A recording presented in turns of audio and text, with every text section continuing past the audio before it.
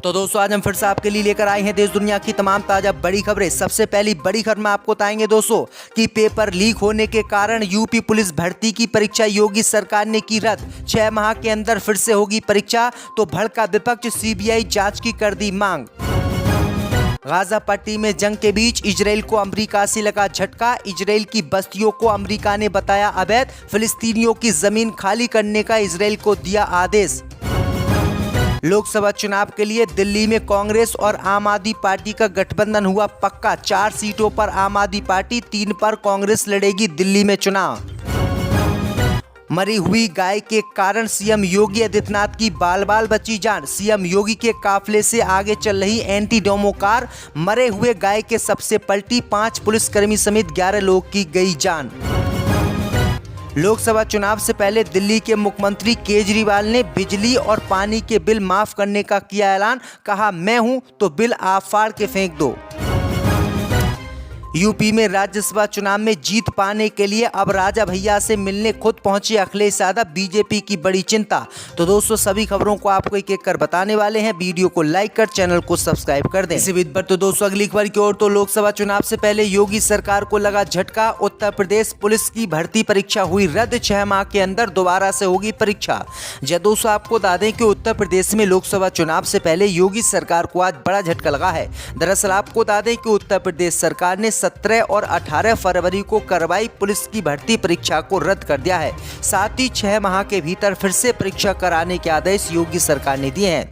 परीक्षा निरस्त करने के फैसले के बाद विपक्षी दल के नेताओं ने योगी सरकार पर जोरदार हमला बोला है। समाजवादी पार्टी के प्रमुख अखिलेश यादव ने कहा है कि सरकार की नौकरी देने की नीयत नहीं है। सरकार अगर नौकरी देना चाहती तो जब पहला पेपर लीक हुआ था तभी सरकार सख्ती से कार्रवाई करती और उसका परिणाम ये होता कि कोई भी पेपर लीक उत्तर प्रदेश में नहीं होता।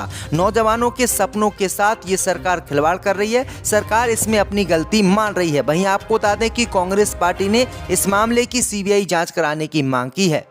इसी बीच पर तो दोस्तों अगली खबर की ओर, तो गाजा पट्टी में जंग के बीच इजराइल को लगा अमेरिका से झटका। इजराइल की बस्तियों को अमेरिका ने बताया अवैध। फिलिस्तीनियों का दिया खुलकर साथ। दोस्तों आपको बता दें कि गाजा पट्टी में जंग के बीच इजराइल को अमेरिका से आज बड़ा झटका लगा है।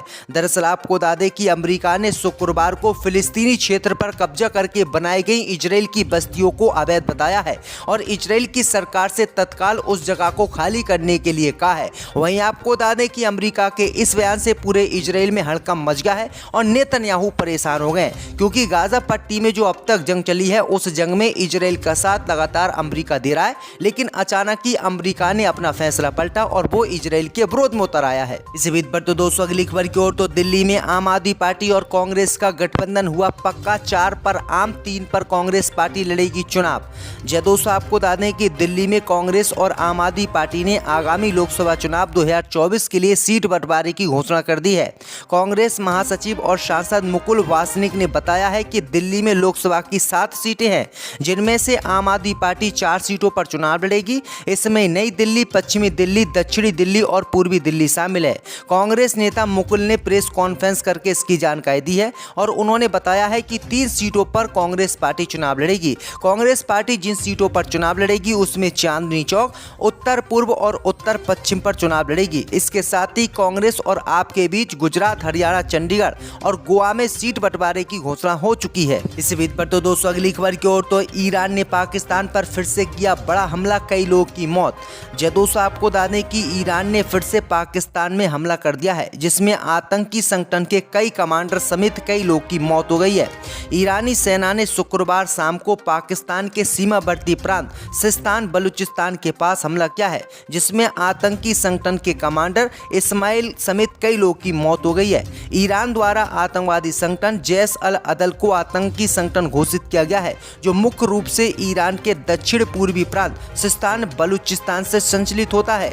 ईरान और पाकिस्तान के बीच हाल ही में हुए समझौते के बावजूद टेंशन में बढ़ोतरी देखने को मिल रही है। पिछले महीने दोनों देशों ने सुरक्षा सहयोग को लेकर समझौता जताया था, लेकिन ईरान द्वारा किए गए अब फिर से हमले के बाद टेंशन पाकिस्तान और ईरान में बढ़ गई है। इसी बीच पर तो दोस्तों अगली खबर की ओर तो दिल्ली के मुख्यमंत्री अरविंद केजरीवाल ने फिर से गरीबों को दिया बड़ा तोहफा, बिजली बिल किया माफ। जय दोस्तों, आपको बता दें कि लोकसभा चुनाव से पहले दिल्ली के मुख्यमंत्री अरविंद केजरीवाल ने दिल्ली के गरीबों के लिए बड़ा ऐलान कर दिया है, जिससे बीजेपी को मिर्ची लग गई है। खबर सामने निकल कर आई दोस्तों कि दिल्ली के मुख्यमंत्री अरविंद केजरीवाल ने दिल्ली वासियों के बिजली के बिल और पानी के बिल माफ करने का ऐलान किया है। दिल्ली के मुख्यमंत्री अरविंद केजरीवाल ने कहा कि पानी और बिजली के बिल भरने की दिल्ली वासियों को जरूरत नहीं है, उन बिल को वो फाड़ कर फेंक दें, क्योंकि उनका बिल कोई और नहीं, हम भरेंगे। वहीं आपको बता दें कि आम आदमी पार्टी के इस ऐलान से बीजेपी की चिंता बढ़ गई है, क्योंकि ऊपर से लोकसभा चुनाव है और कांग्रेस पार्टी और आम आदमी पार्टी का जो ऐलान है ये बीजेपी के लिए चिंता का विषय है। इस बीच पर तो दोस्तों अगली खबर की ओर तो उत्तर प्रदेश के मुख्यमंत्री योगी आदित्यनाथ की बाल बाल बची जान, सीएम योगी के काफिले से आगे चल रही एंटी डेमो कार पलटी, 5 पुलिसकर्मी समेत 11 लोग घायल। जय दोस्तों, आपको बता दें कि उत्तर प्रदेश के मुख्यमंत्री योगी आदित्यनाथ की जान आज बाल बाल बची है। जानकारी के मुताबिक आपको बता दें कि उत्तर प्रदेश के लखनऊ में बड़ा हादसा योगी आदित्यनाथ के साथ हुआ है। जानकारी के मुताबिक मुख्यमंत्री योगी आदित्यनाथ के काफिले से पहले चलने वाली एक गाड़ी पलट गई है। इस हादसे में 5 पुलिसकर्मी समेत 11 लोग घायल बताए जा रहे हैं। घायलों को सिविल अस्पताल में भर्ती कराया गया है। रिपोर्ट के मुताबिक हादसा सीएम योगी के काफिले में सबसे आगे चल रही एंटी डेमो गाड़ी के साथ हुआ है। सड़क पर मरे पड़े एक जानवर से टकराने से गाड़ी पलट गई। इस दौरान 5 पुलिसकर्मी और एक सड़क किनारे खड़े हुए लोग घायल हो गए। उधर घटना की जानकारी मिलते ही डीजीपी प्रशांत कुमार व अन्य अधिकारी भी सिविल अस्पताल पहुंच गए। इसी बीच पर तो दोस्तों अगली खबर की ओर तो गाजा पट्टी को लेकर यूएन ने जारी की चेतावनी, कहा गाजा में हवाई हमलों से नहीं भूख से मर रहे हैं लोग।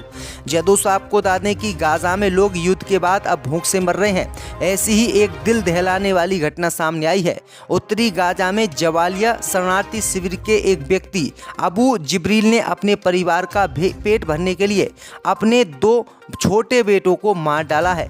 जिब्रील ने बातचीत करते हुए बताया है कि हमारे पास बच्चों का पेट भरने के लिए घोड़ों को मारने के अलावा कोई विकल्प नहीं था, भूख से हम मर रहे हैं। आपको बता दें कि इजराइल और हमास के बीच 7 अक्टूबर से जंग शुरू हुई है और जब हमास ने इजराइल पर अचानक से मिसाइल हमला किया था, वहां के कई नागरिकों को बंधक बना लिया था। इसके बाद से ही ये जंग आज तक चल रही है और पूरी दुनिया इस जंग को रोकने में नाकाम रही है। इसी बीच गाजा पट्टी में इजराइल की लगातार कार्रवाई के बीच लोग भूख से भी मर रहे हैं। इसी बीच पर तो दोस्तों अगली खबर की ओर तो भारत को हिंदू राष्ट्र घोषित करने की मुहिम हुई तेज, झारखंड में होने जा रहा विशाल सम्मेलन। जय दोस्तों, आपको बता दें कि आदित्य वाहिनी के राष्ट्रीय अध्यक्ष प्रेम झा ने बताया है कि गोवर्धन पीठ पुरी के जगत गुरु शंकराचार्य स्वामी निश्चलानंद सरस्वती के आदेश अनुसार झारखंड प्रांत में 2 दिवसीय हिंदू राष्ट्र विशाल कार्यकर्ता सम्मेलन का आयोजन किया जा रहा है। वहीं आपको बता दें कि इस सम्मेलन में उड़ीसा, बंगाल, उत्तर प्रदेश, नेपाल से लोग शामिल होंगे। वहीं आपको बता दें कि इसमें कहा जाएगा कि 11 महीनों में भारत को हिंदू राष्ट्र घोषित किया जाए। यहाँ उन्होंने होने वाले कार्यक्रम के बारे में भी जानकारी दी है। उन्होंने कहा कि भारत एक हिंदू बहुल देश है, इसलिए भारत को हिंदू राष्ट्र घोषित किया जाना चाहिए और भारत को हिंदू राष्ट्र घोषित करने के लिए ये हमारी पहली मुहिम होगी। इससे पहले भी भारत को हिंदू राष्ट्र घोषित किए जाने की मांग बाबाओं ने की थी, जिसमें काफ़ी हिंसा फैली थी और मुसलमानों के खिलाफ लगातार विवादित नारे भी लगाए गए थे। इसी बीच पर तो दोस्तों अगली खबर की ओर तो यूपी में राज्यसभा चुनाव जीतने के लिए अब राजा भैया से मिलने खुद पहुंचे अखिलेश यादव। जय दोस्तों, आपको बता दें कि लोकसभा चुनाव से पहले यूपी में राज्यसभा चुनाव को लेकर जोड़ तोड़ तेज हो गई है। 10 सीटों के लिए यूपी में 11 प्रत्याशी मैदान में हैं। भाजपा ने 8 और सपा ने 3 प्रत्याशियों को मैदान में उतारा है। भाजपा के 7 और सपा के 2 प्रत्याशियों की जीत तय है।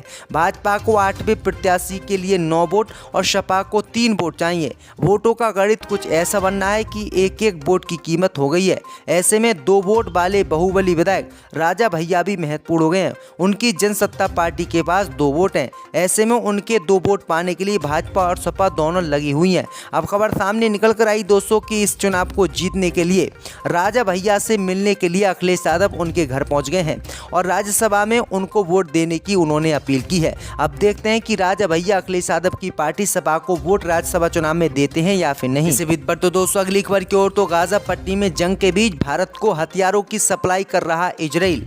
जी दोस्तों, आपको बता दें कि गाजा पट्टी में 4 महीने की जंग लड़ रहा इजराइल अभी तक शांत नहीं हुआ है और गाजा पट्टी में हमास के बीच इजराइल उलझा हुआ है।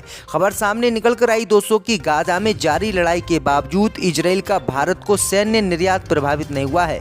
अपने सबसे बड़े रक्षा खरीदार भारत को इजराइल तय समय पर सभी हथियारों की आपूर्ति कर रहा है। रिपोर्ट के मुताबिक मामले के करीबी इजराइल और भारतीय सूत्रों ने जानकारी दी है कि भारत ने पिछले दशक में इजराइल से $2.9 मिलियन के सैन्य हार्डवेयर का आयात किया है। वहीं आपको बता दें कि इसमें रडार, लड़ाकू ड्रोन, मिसाइलें शामिल हैं। बीते 7 अक्टूबर को हमास के लड़ाकों ने दक्षिणी इजराइल में हमला कर दिया था और 1200 लोगों को इन्होंने गिरफ्तार कर लिया था और 250 बंधकों को ये गाजा पट्टी ले आए थे। इसके बाद इजरायली सेना गाजा पट्टी में लगातार हमास से जंग लड़ रही है, जिसमें 29,000 लोगों की जान चली गई है और इस जंग के बीच भी भारत को हथियारों की सप्लाई लगातार इजराइल कर रहा है और किसी भी देश ने इस पर प्रतिबंध नहीं लगाया है।